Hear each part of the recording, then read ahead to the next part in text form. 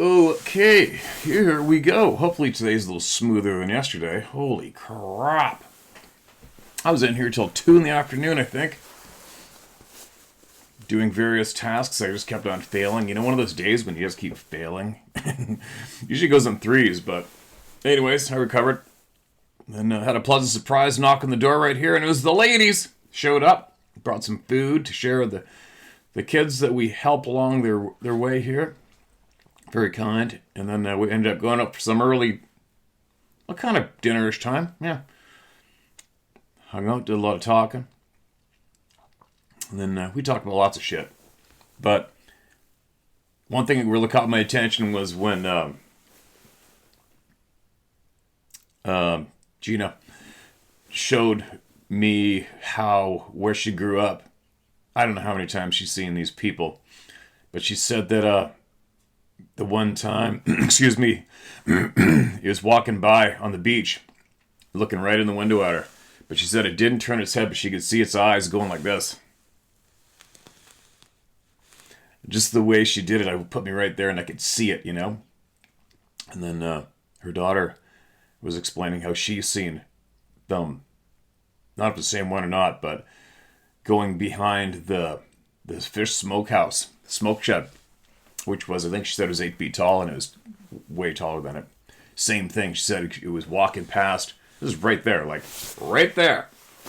Walking by her. She said the same thing. It didn't turn its head to look at her, but she could see its eyes. Just its eyes. Following, looking at them without moving its head. Kind of creepy, right? Anyway, what was I doing here?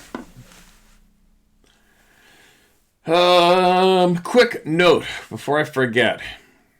The photo of that moose I shared yesterday.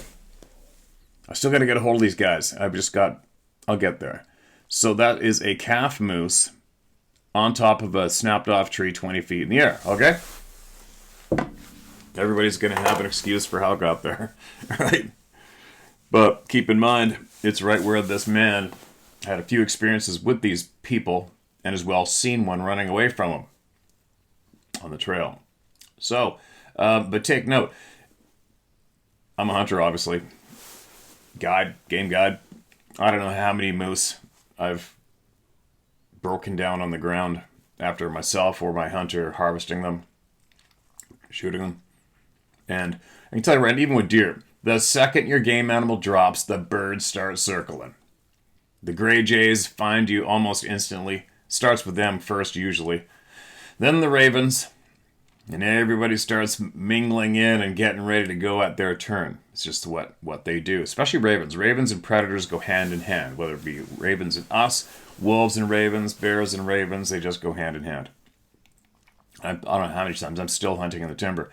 And the ravens see me and they start squawking and they'll circle around and see what I'm up to. See if there's anything. But I got anything yet? Nope. They just keep tabs on you. It's interesting. Anyway. We'll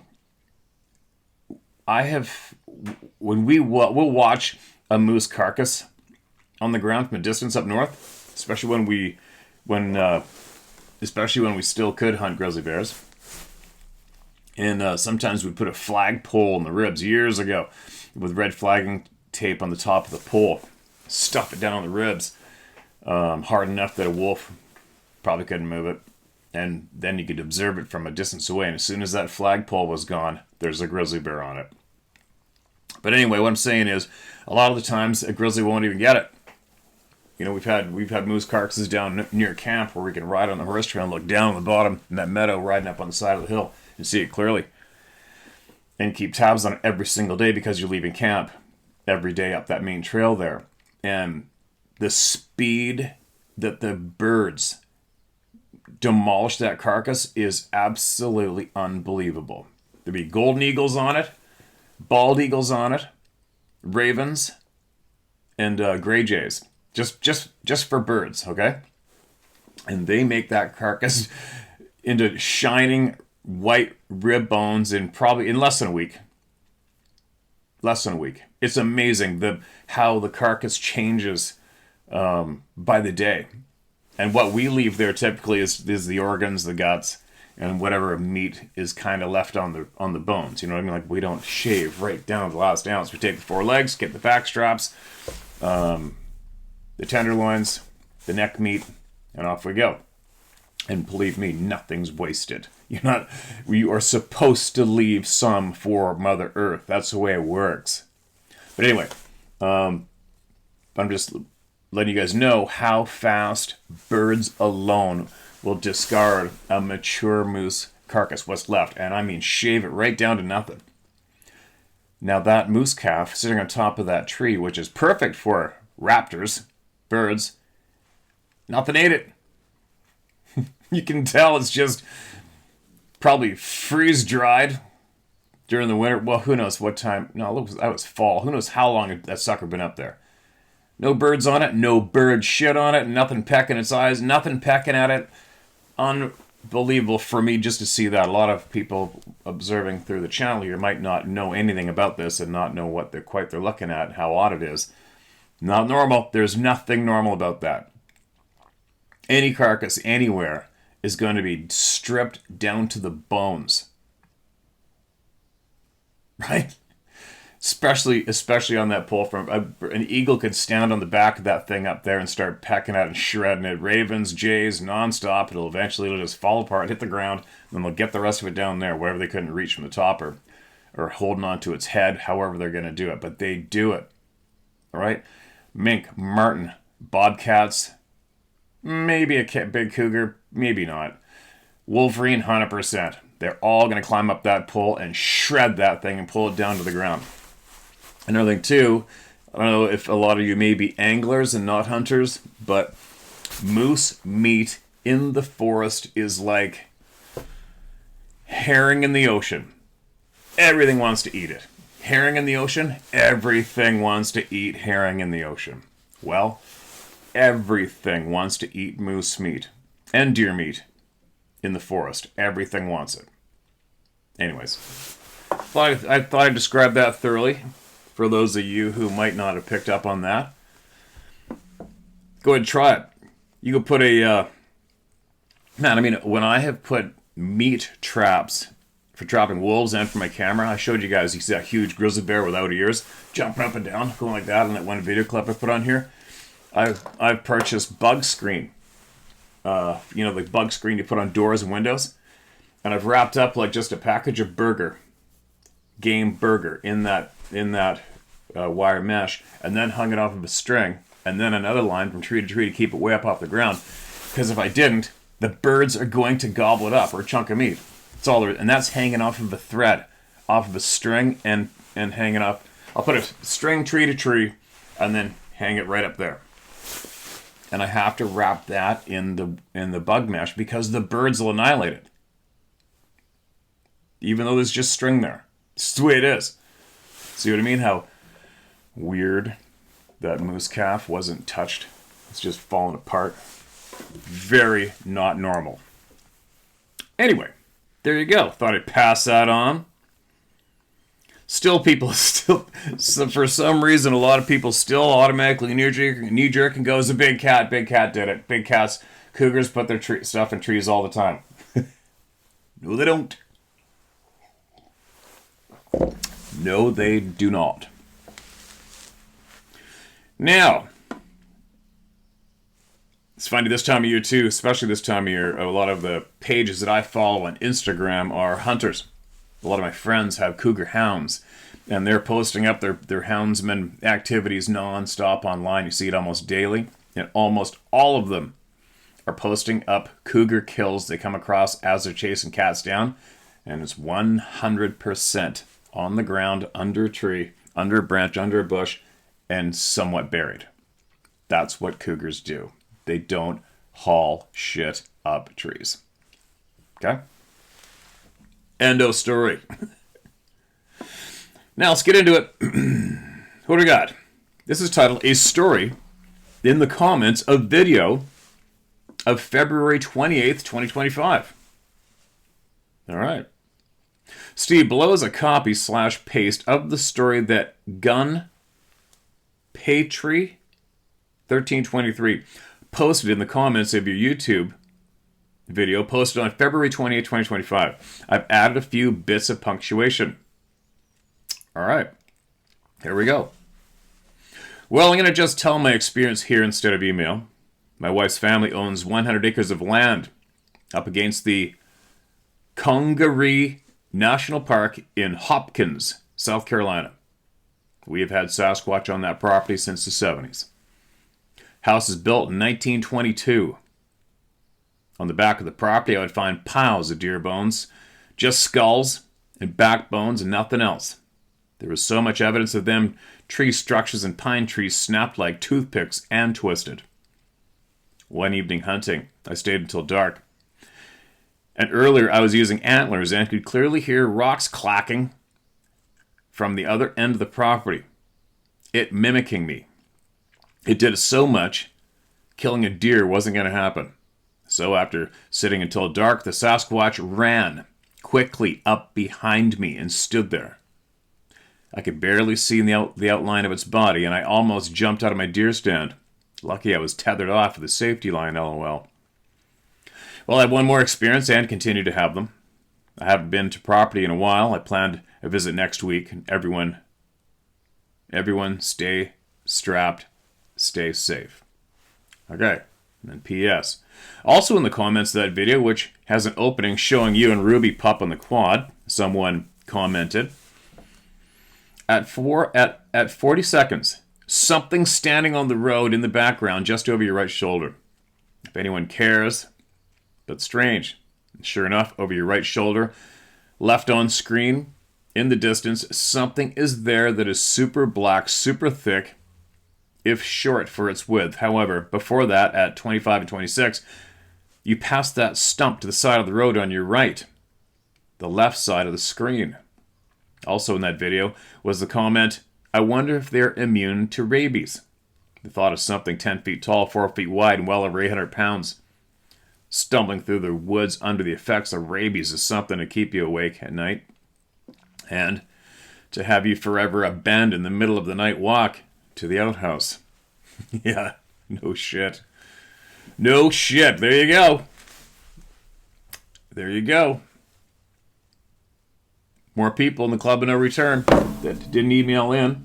There's lots in the comments. Holy cow. There's a lot in the comments on my Instagram post when I posted about this topic the other day.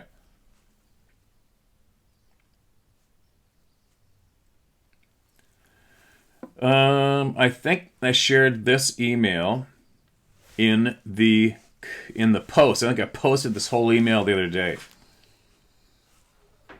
January, February 27th? Yeah, but I'm going to read it right here anyway. Okay, I'm sending you this to ask you to help me with the power of prayer. My diagnosis is pretty grim. They're going to remove my voice box. It's the only way to get the cancer out of my body. Steve, I ask you to help with the power of prayer. I remember you saying that your friends have a prayer group. This whole channel's a prayer group. I've been a long-time listener and a member of the Club of No Return. And I have one more test before I have the surgery. If it's bad, they're going to do it. And I've got maybe a year left. The reason I'm sending you this is not for sympathy, but because you have become a very important part of this learning experience. Positive power of prayer. Let's give it a try. All my family and friends are praying for me too. Well, I didn't get to send this until now. The 17th has passed. My diagnosis hasn't. I have to get one more test before the surgery.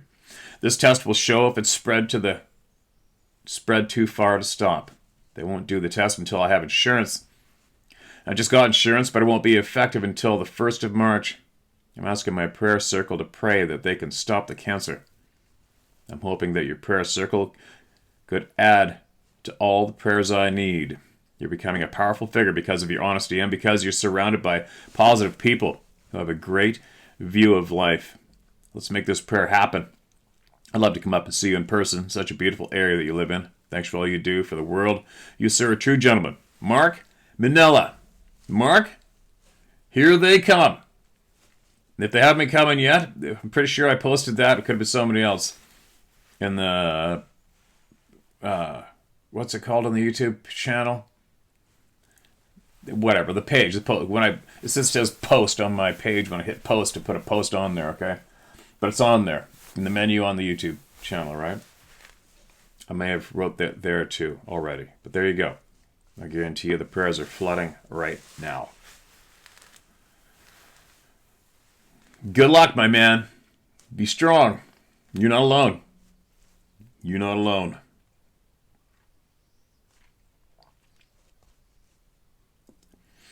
This is titled Test Email. Do not read on channel. Shit. All right. Well, I'll not mark this as read, and I'll make sure I read it to myself after I'm done here with everybody.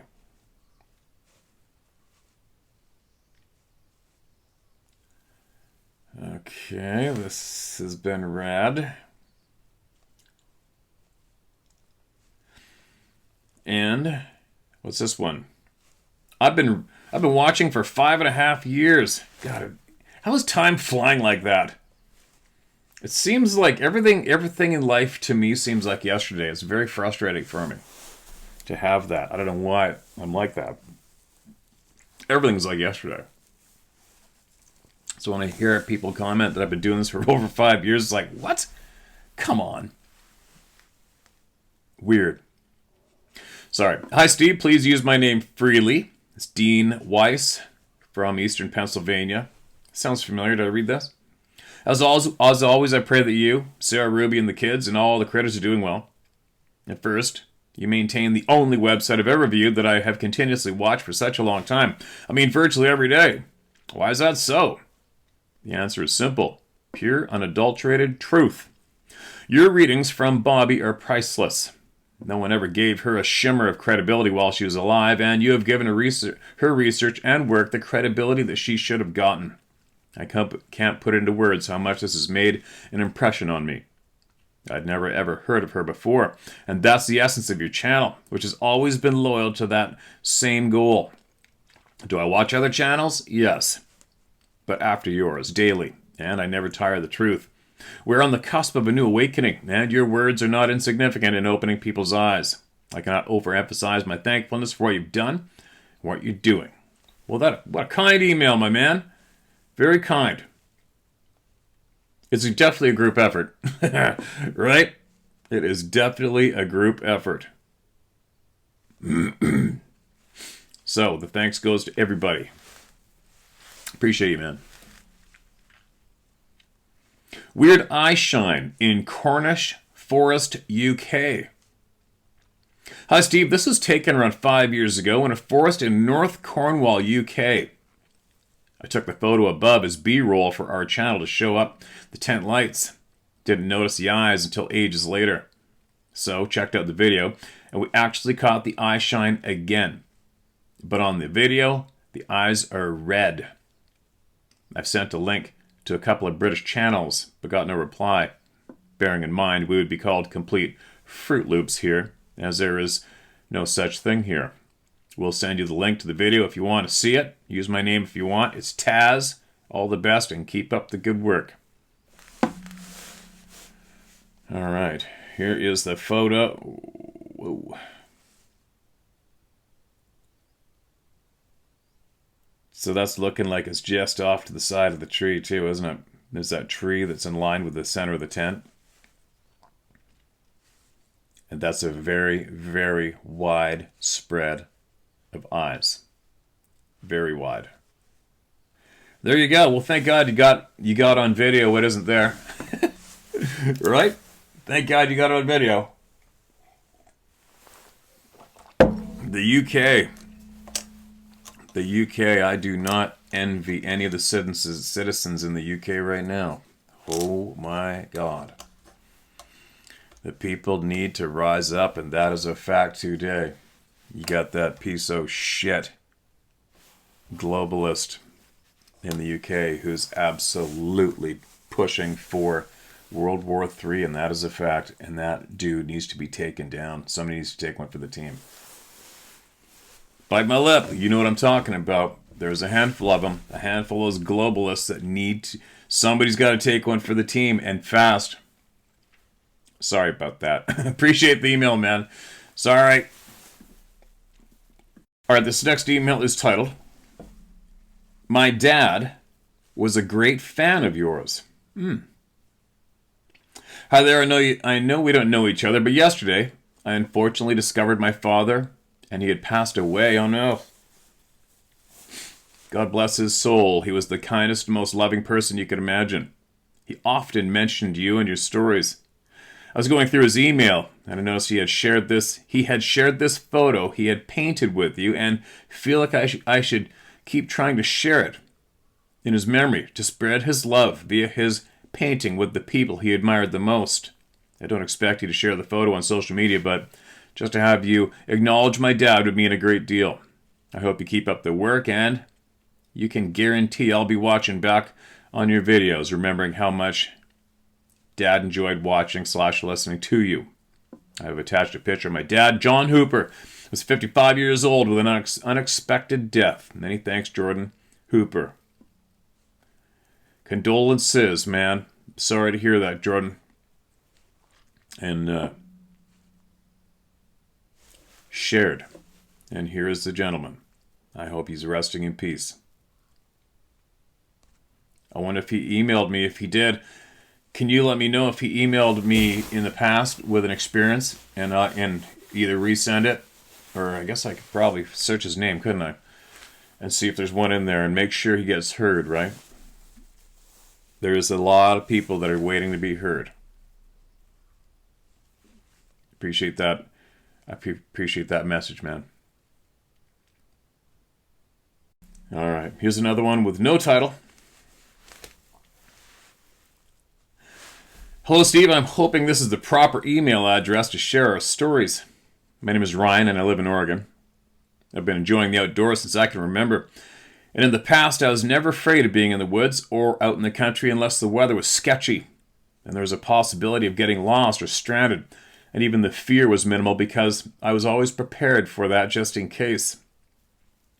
When I was 16-ish years old, my friend and I were fishing at Detroit Lake, which is located about 50 miles east of Salem, which is the state capital. This lake is very popular in the late spring, early summer, so there's always a good amount of people there. My friend and I were fishing by the marina, which is part of the lake that's closest to the town of Detroit.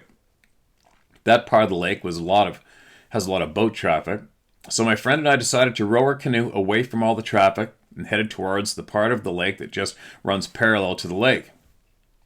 What? And head towards the part of the lake that runs parallel to the lake. Just under half a mile from the marina is a little island in the lake called Deer Island.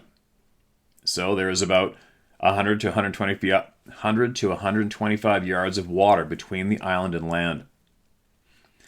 I never seen a deer anywhere near that island, but I suppose considering the short distance between the mainland and the island, it's possible deer have found their way to the island along with other critters.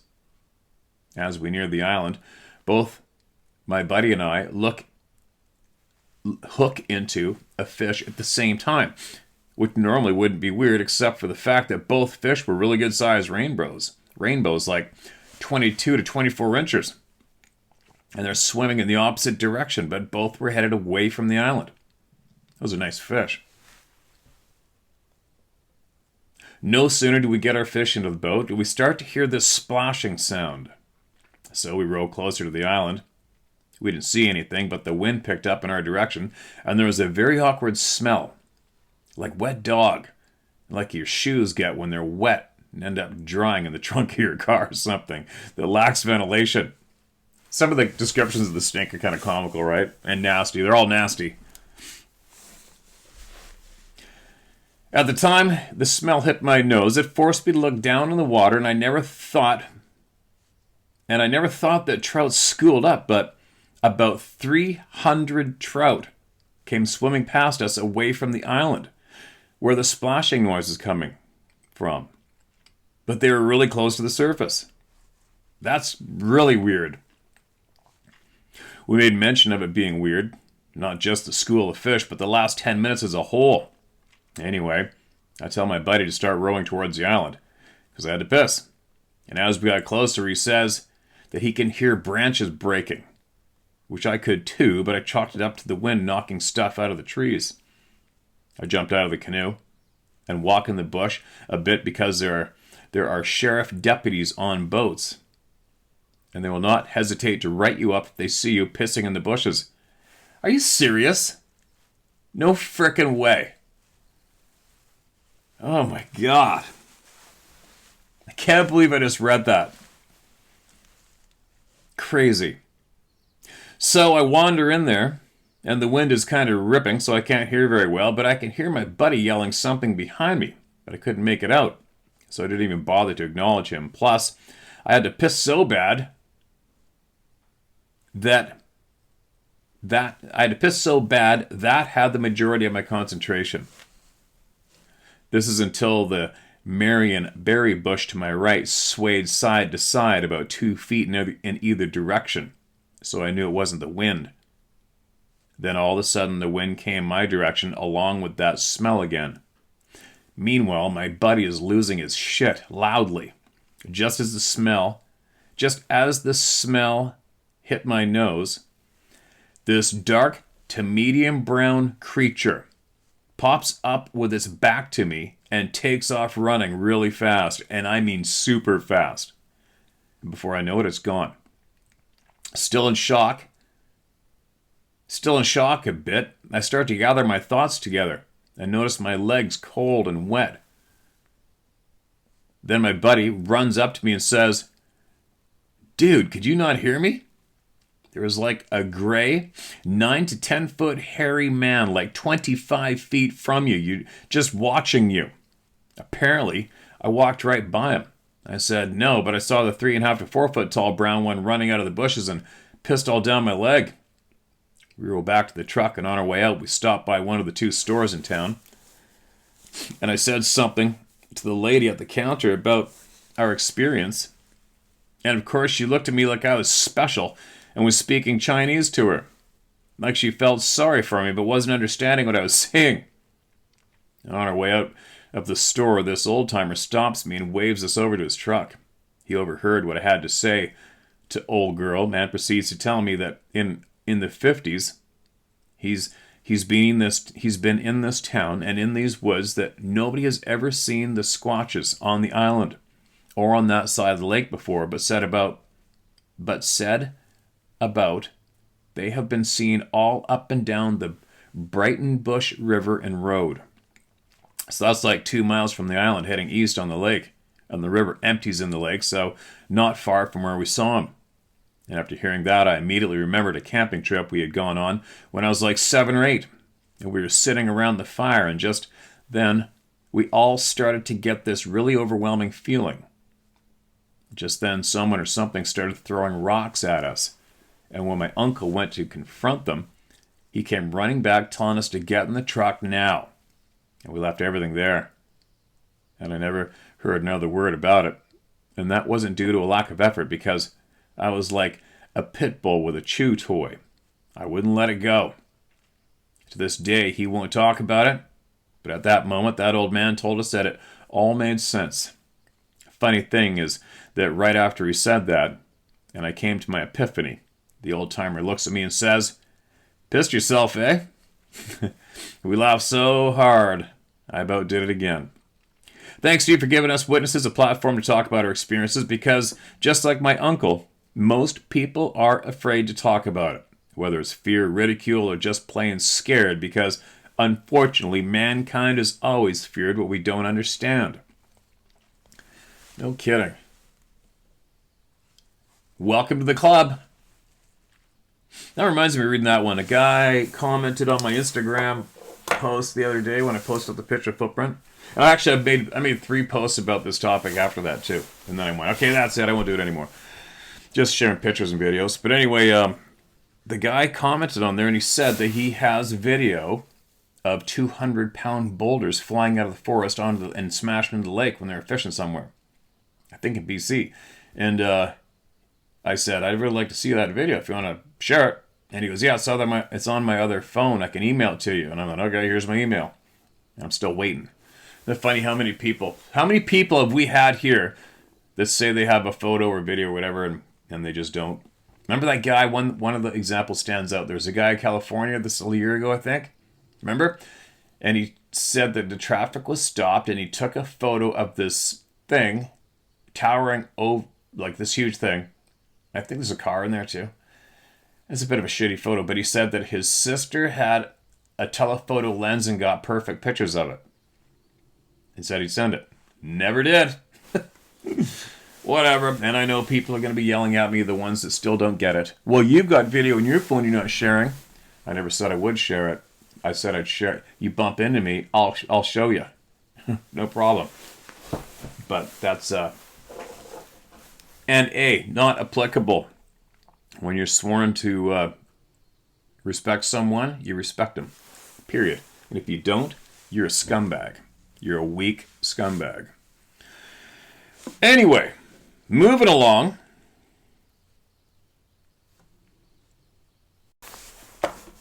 It's funny digging through my computer. I got to dump a whole bunch of videos on this laptop or it slows it up.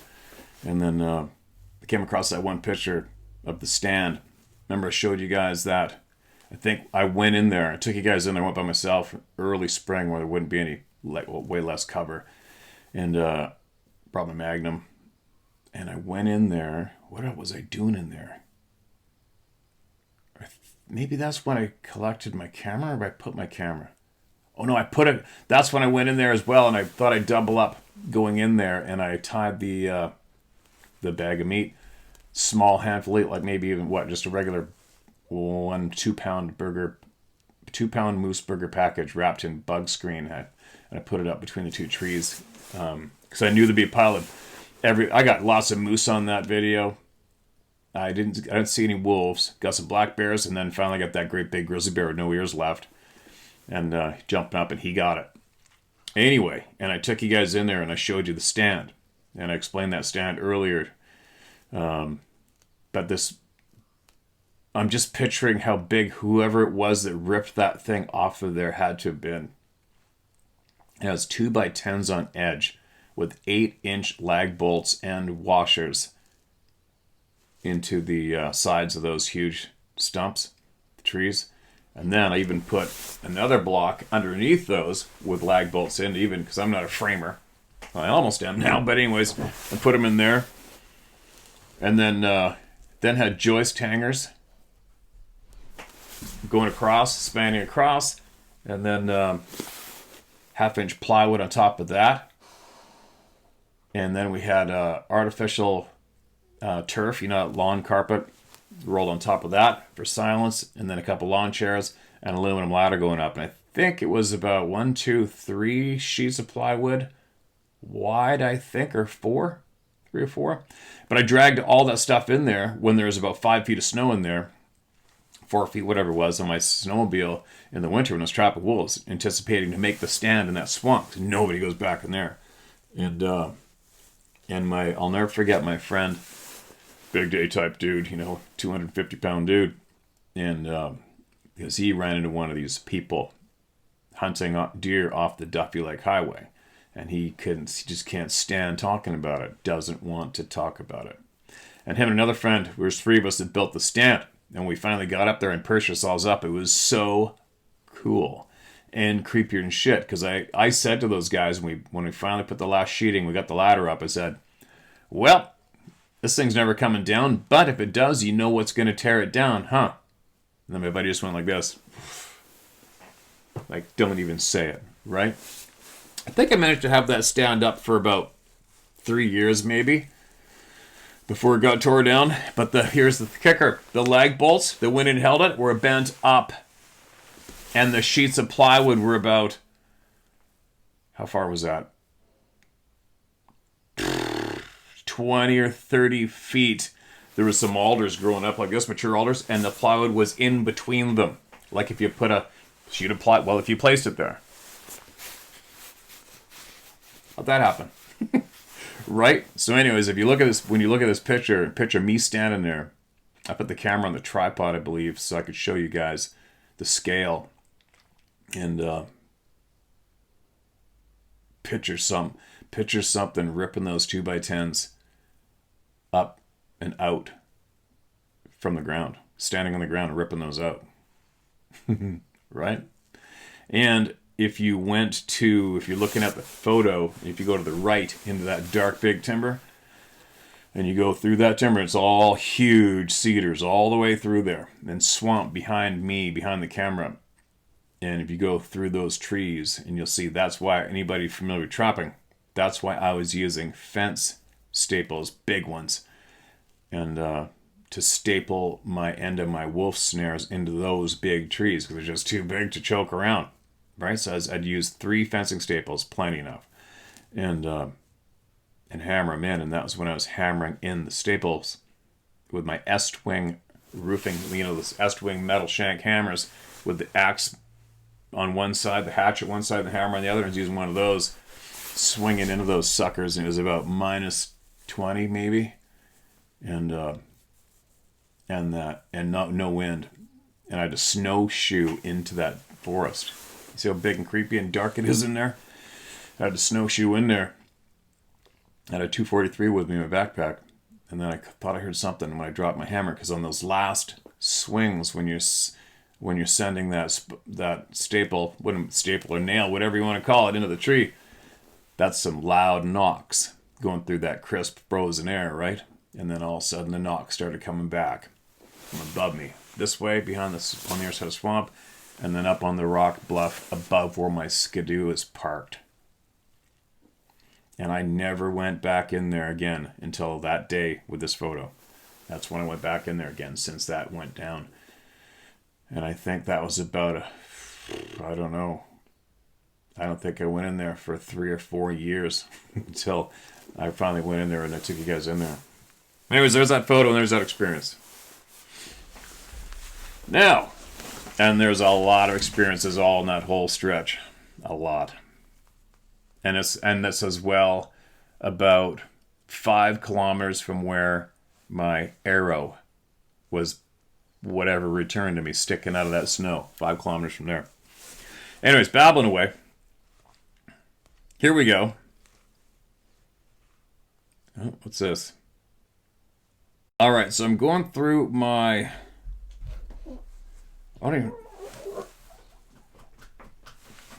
That wasn't me farting, that was the dog, all right? But anyway, I was going through my notes looking for unreads, and I found one unread, and it said pictures.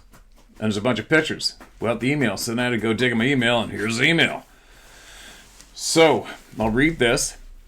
I don't know if we've read this or not, but I definitely haven't shared the pictures. So, we're going to have to do this all, right? Hairy Man, Bristol Bay. My name is Jesse Thompson. I live in Duvall, Washington, born and raised in Maui. Guided for several seasons on the Nushagak, Togiak, Ungalath,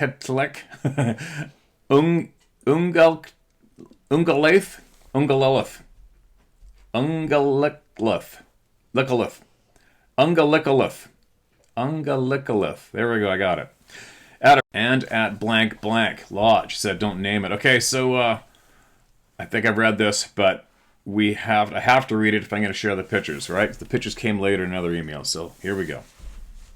My first experience was at King Camp on the Nushagak.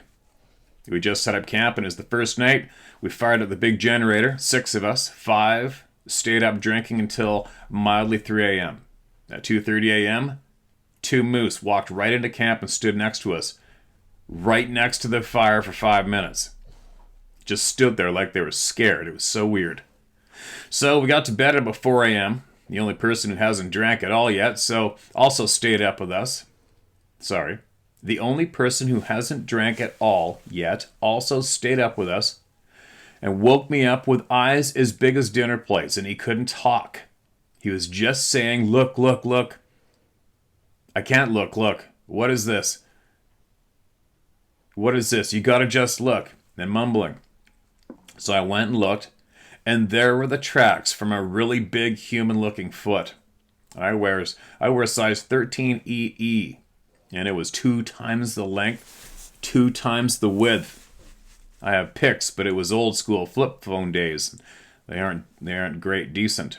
The only ones that sold me were where it went up the muddy bank.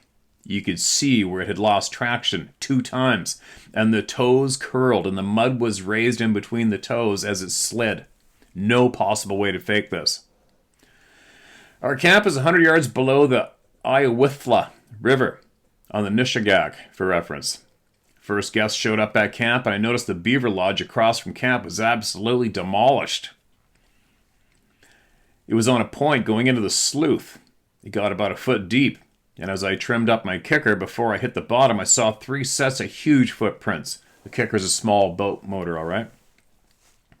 And as I saw them, the boat hit and mucked everything up. I could not see or show anyone else, but I know what I saw. The beaver lodge was a monster the size of a VW bug, and it was demolished. I told an old-timer about this in Dillingham, and he said the hairy men like the young beavers. He also said one time he heard 2 hairy men talking about how they was going to divide him up, who was getting his liver and such. He said he woke up and said, "Don't eat me, I'm of you," and they walked away. I asked how he knew they were saying. He said they speak Yupik. Some of us don't die, we just turn into hairy men. And Dillingham, Equok village area has tons of Bigfoot sightings. I always believed this summer just set it in stone. Bunch of punctuation missing, but no big deal, we'll get her. My last summer at blank, just say Lake Alleganac.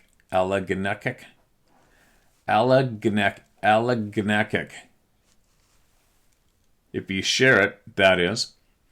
I was doing evening fish with one guest after dinner, and we were going to go fish Sunshine Creek.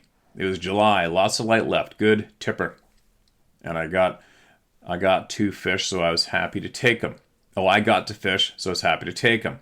I'll send a map and some pics for reference next email with my Bigfoot prints pics. So we're cruising across the lake in the John boat, and over at Lily Creek, I see a figure standing at the creek mouth. I thought, strange. No boat. There's nobody around. Haven't seen any boats go up by the lodge. Maybe he's in trouble. So I veer that way. I'm about 1,000 yards away at this point, which hindsight showed me what I really saw amongst other clues. So I get to about 500 yards. The figure is hunched over, looking in the water, like a hairy man watching fish. Again, hindsight. I'm thinking no boat, no fishing pole, and I can see between this figure's legs. It is standing upright. It has to be a man. Maybe he's setting a net 300 yards. Still no boat, no fishing pole, and no net buoys. 100 yards. I shout out, "Are you okay?" and power down. The figure doesn't look up. Just walks up the creek mouth and up the bank, and at that point, I knew. It all clicked. My guest hadn't said a word the entire time. I got back on step and headed towards our fishing destination with goosebumps and my head spinning. No words spoken between us. I'm figuring maybe my guest was asleep or just half wasted, so he didn't even notice. I'm not saying anything. So for about 15 minutes to sunshine, complete silence. I land the boat, throw the anchor, get on shore, and start rigging our rods. And this MFer stands up and says, almost yells, but in a funny, nice way, and says, "Hey, are we seriously not going to talk about the Bigfoot we just saw?" And I looked up and smiled and said, "You did see that?" He said, "How could I miss it?" What the F? And after much discussion and telling him my previous stories, I told him, "What should we do? We have no proof. Everyone will think we're crazy, or we'd try and go find him. And tell me that wasn't the coolest thing you've ever seen." He agreed, and we said nothing. We did go back to reenact what we saw, and when I stood approximately where the hairy man was, the creek was up to my chest. And I'm 5'11", and I could see in between his legs when he was fishing. Also, when we got back to the bank, no tracks.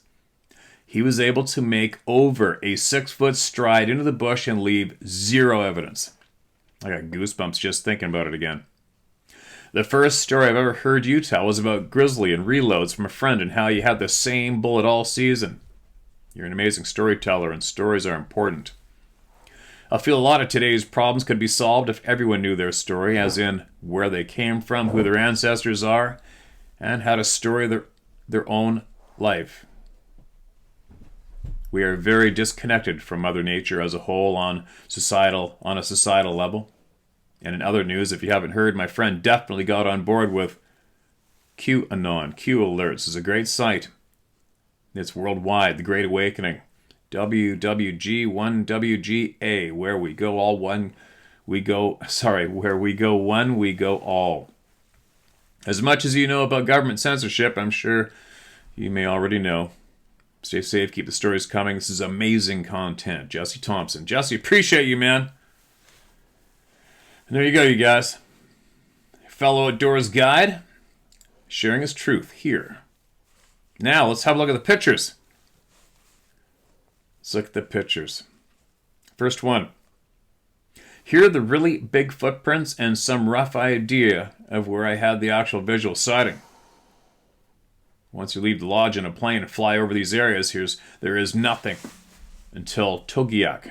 The vastness of wilderness that is Bristol Bay is unbelievable.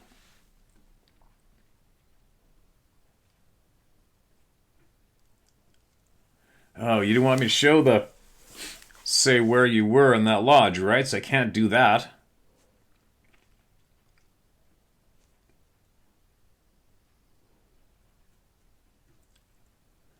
Okay, I'll save he's got 1, 2, 3. He's just showed me 4 Google Maps screenshots of the bay. All right. And it's in Alaska. But here's a photo. Okay, so that plug up there, you're going to be fishing a large plug. So I'm guessing that plug's about that big. I'm guessing. And there is a footprint with quad tracks. Looks like it stepped on quad tracks. By the looks of those prints, possibly. There's another one. It's the same one. It's a different one. Same one?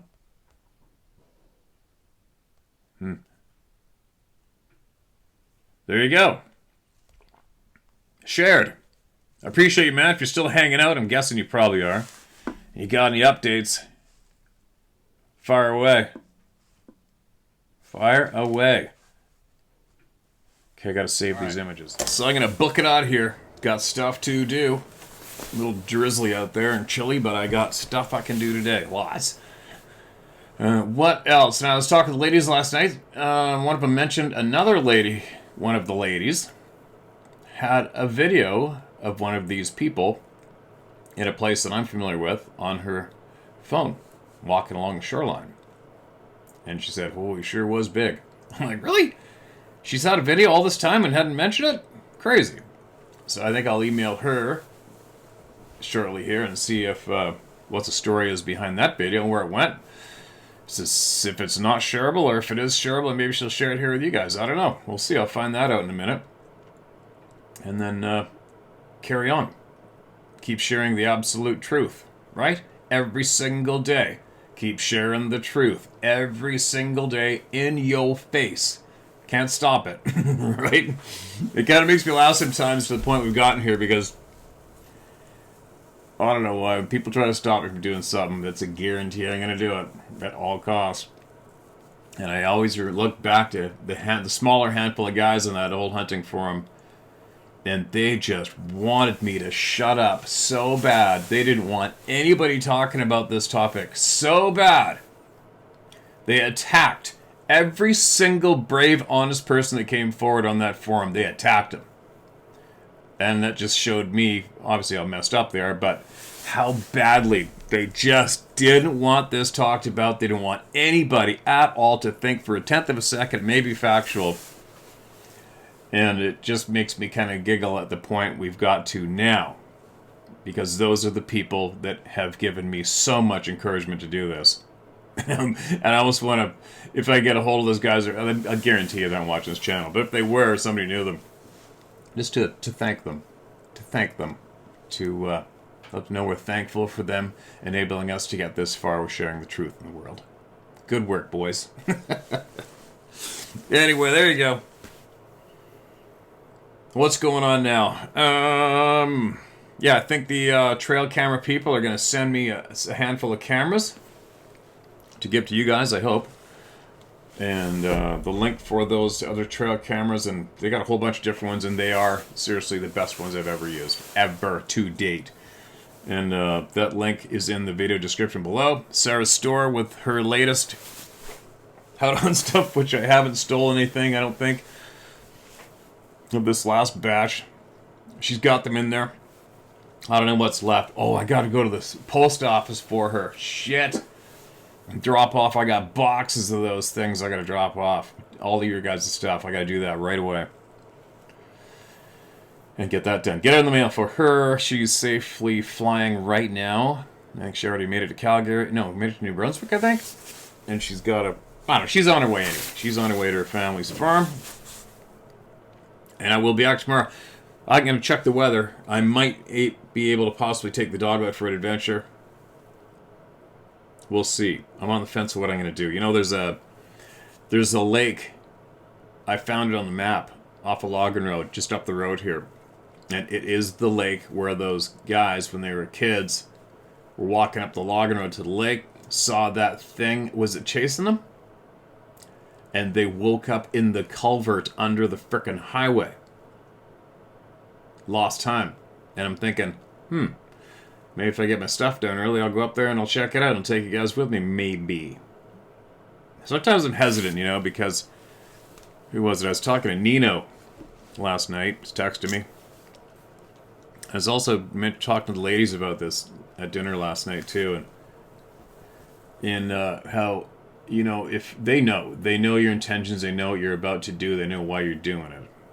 And do I need to go up there and possibly screw up and get it across to somebody that I'm actually opening up a door, and then you get to come to my house?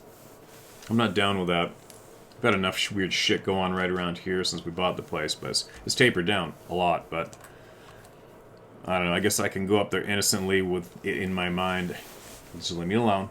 I just want to see this lake, and I think I want to go down and see that culvert under the highway. That's it. Leave me alone. I might do that, because it's close by, and I haven't seen it. We'll see. Share my story at howtohunt.com.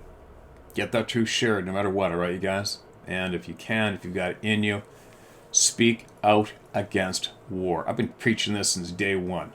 No frickin' war. None. Alright? There's a very, very, very small group of humans on this planet who want everybody to go to war and die for them. It doesn't make sense. It's wrong. These have got to be, if there's living demons on the face of the planet, it is that group of politicians that wants war to keep ripping, and they are absolutely trying to get World War III going. And if you think this is political talk and it's pissing you off, you're a loser. Alright? This is our home. Right? This is our home. I watched, on that note, so amazing. We were talking about this last night at dinner. You know, if you go on Instagram, and I'm predominantly hunting and fishing and outdoors. Positive shit until I get pissed off, and the other time I'll post something for everybody that needs to see or hear. And I came across, I don't know, the stuff that you can see online as opposed to what they don't want you to talk about doesn't make sense. You know, you speak out about COVID, they take you offline. Speak out against the war, they take you offline. You know what I mean? Speak out against about how our freedom of speech is being taken, especially in Germany and the United Kingdom, Australia. They take you offline and arrest you. But meanwhile, there's videos of people getting blown up, shot, ran over. It's amazing, the disgusting, outrageous, crazy-ass shit that's available online. But on that note, getting back to my point, I saw this video, very graphic. Guy had a GoPro on, which most of these guys in the war do. Two guys going at it hand-to-hand, combat, in the Ukraine war. And then it got to the point they're stabbing each other and shit. It was absolutely horrible. And we all seen tons. It's almost like you get numb to it. You've seen so many of these clips over the past while, but I was watching this and it really, really hit me hard. And I had a huge lump in my throat. As the one guy, I mean, they're stabbing. This guy's grabbing the blade of the knife, trying to stop it, and his hands are bleeding, and they're just the sounds of them fighting each other. And this is it. This is the end of life for one of them. Probably both of them by now, but... And all I was picturing was the struggles going down, and I'm just picturing these two guys don't even know each other. They don't even know each other. Never met each other. These two men never met each other once in their lifetime, don't know each other, and they are trying to kill each other. And succeeded. And that's it. There's no go fishing for you. There's no having fun with underwater cameras and see if you can catch a steelhead for you. There's no having little chippies looking at you with a big smile for you. None of that. You don't get to go on vacation. You don't get to have that excitement of asking that girl out. Maybe getting married. It's all gone for you. Done. Because you went to war and were convinced that you hated somebody you never ever met before in your life. They never did anything to you ever. Both guys. And they did it for a very small handful of living demons in human form. And they're never going to get... And those demons are never going to feel pain. They're never going to grab the blade of that knife, stabbing them and trying to stop it and slicing their hand wide open. They're never going to feel that. They're not even going to have mud on their knees. These people who are doing this, causing this, they're never even going to have mud on their clothes. Not even going to get dirty. They're not even going to get dirty. They are never, ever going to sit and crave sleeping in their own bed. Ever. No pain. They're not going to lose any of their friends. None of the kids are going to die. And they're killing millions of people right now. It's got to stop. It has to stop. Right? It's got to stop. They're not even talking about stopping. They will not talk peace. If I could, believe me, if I could, I'd do something. Those people got to be stopped. I think the only way possibly we can stop is everybody's got to stop giving them money. I'm down. We've got to set a date, a time, organize. Whoever starts organizing that's probably going to get eliminated from the internet pretty quick. But somehow everybody has to grow a set and realize that these demons can't do anything without the sweat off your back. They can't do nothing. Right? They can't do nothing without us. You got to take that power away from them. You got to stop giving them money. Stop them cold turkey, chop suey. Done. Quit fighting amongst each other and stop giving these demons in human form money. Got to stop giving them the money. All right? All these people dying. They're not supposed to be doing that to each other. They're supposed to be having fun and rocking this lifetime out and doing what they love to do. You know? It's got to stop, you guys. You guys got to stop it. We have to stop it. We are the only ones that can stop this shit. Right? Got to stop it. There you go. I'm done. Share my story at howtohunt.com. Get me the truth. Keep speaking the truth about everything, all right? Don't be scared.